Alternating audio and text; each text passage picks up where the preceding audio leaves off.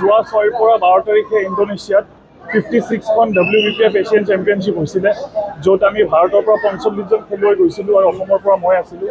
তাতে ভাৰতে 30টা মেডেল ক্ৰয় কৰিবলৈ সক্ষম হৈছে, আৰু তাৰ মাজত মই অসমলৈ মোৰ মাতৃভূমি টিম চেম্পিয়ন হৈছে ইণ্ডিয়া। Thank U.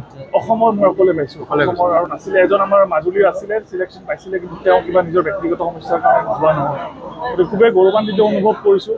খেলুৱৈ হিচাপে বিগত 9-10 বছৰ এইটো এটা আশা আছিলে যে বহিৰাজ্যত যাম, মোৰ বাকী খেলুৱৈসকলৰ দৰে গৈ পেলাই নিজৰ দেশলৈ, নিজৰ মাতৃভূমিলৈ গৌৰৱ কঢ়িয়াই আনিব পাৰিম।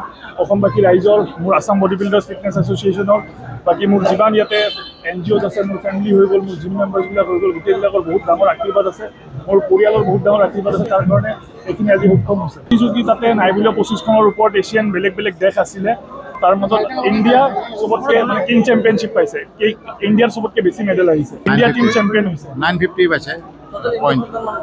টোটেল আমি 45জনমান খেলুৱৈ গৈছিলোঁ, তাতে আমি 30জনে মেডেল আনিব, 30টা মেডেল টোটেল অসমত ইণ্ডিয়াত আমি আনিবলৈ সক্ষম হৈছোঁ। ওপৰত দেশ আছিলে, চাইনা আছিলে, ম্যানমাৰ আছিলে, মংগোলিয়া আছিলে, শ্ৰীলংকা আছিলে, বাংলাদেশ আছিলে, পাকিস্তান আছিলে, থাইলেণ্ড আছিলে, ইণ্ডোনেছিয়া আছিলে, ভিয়েটনাম আছিলে, আৰু বহুত আছিলে। মোৰ নাম ৰাহুল শ্বেখ, মোৰ ঘৰ গাড়ীগাঁৱত, 1 নম্বৰ ৱাৰ্ড, গুৱাহাটী।